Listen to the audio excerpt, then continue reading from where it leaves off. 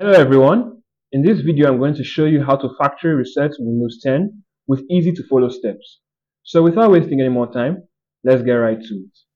Before going any further, the first thing you should do is transfer any important files to an external hard drive. So plug in your external hard drive, sort through your personal files, and look for any items that are important to you and then transfer them. Once you're done with that, you can proceed with the remaining steps. On your keyboard, press the Windows key and I. This takes you to the settings page. Now click Update and Security. Click Recovery. Then under Reset this PC, click Get Started. Now on this page, we have two reset options.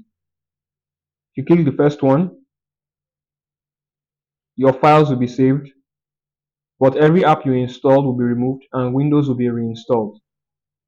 The second option deletes everything, including your personal files, and reinstalls Windows. I'm going to go with the first option.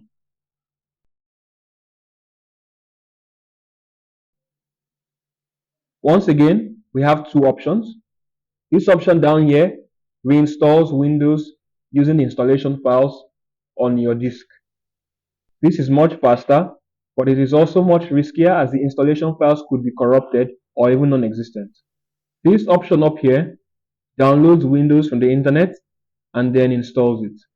This takes a lot longer and you'll need to connect your PC to the internet before starting.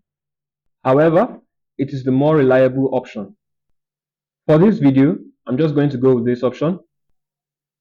Now, if you want to change additional settings, just click Change Settings here. You can turn these settings on or off as you like. I'm okay with the current settings, so I'm just going to click Confirm. Now click Next and follow any other prompts that may show up on screen as the reset begins. Also ensure that your PC has a stable power supply because this process could take a long time. And that's how to factory reset your Windows 10 computer.